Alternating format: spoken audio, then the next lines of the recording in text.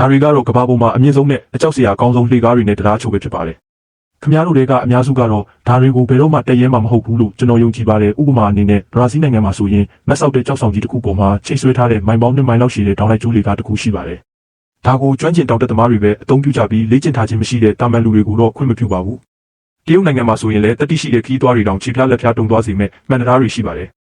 အောက်ခြေကမှန်တွေကကြည်လင်လုံးလာကြောင်းမိုင်ပေါင်းများစွာအမြင့်မှာလေပေါ်လမ်းလျှောက်နေရတယ်လို့ခန်းစားချက်မျိုးကိုအပြည့်အဝပေးစွမ်းပါတယ်။လူတွေကကြောက်လန့်ပြီးတောင်တင်သွားတက်ကြတာကြောင့်ဝန်ထမ်းတွေကလက်ကိုကင်ပြီးတကယ်ကိုလိုက်ပို့ပေးရပါတယ်။စကားမဆက်ဒီတရားတွေကိုတန်ရှင်းရေးလုပ်တဲ့သူတွေကခီးသွားတွေရဲ့ကြောက်စိတ်ကြောင့်လစာအများကြီးရကြပါတယ်။အောက်ခြေမှန်ကပိုပြီးကြည်လင်လေကြောက်စိတ်ကပိုပြင်းထန်နေပါပဲ။တရုတ်နိုင်ငံမှာရှိတဲ့နောက်ထပ်တည်ဆောက်မှုတစ်ခုကတော့ကောင်းကင်လေကားပဲဖြစ်ပါတယ်။အဲ့ဒါကတမိုင်လောက်အမြင့်ရှိတဲ့တောင်ထိပ်နှစ်ခုကြားမှာဆန်တန်းထားတာပါ။အောက်ခြေမှာတော့နှက်ဆိုင်လာတဲ့ခြောက်ကြီးရှိပြီးခြေတလန်းမားတာနဲ့အသက်ဆုံးရှုံးနိုင်ပါတယ်။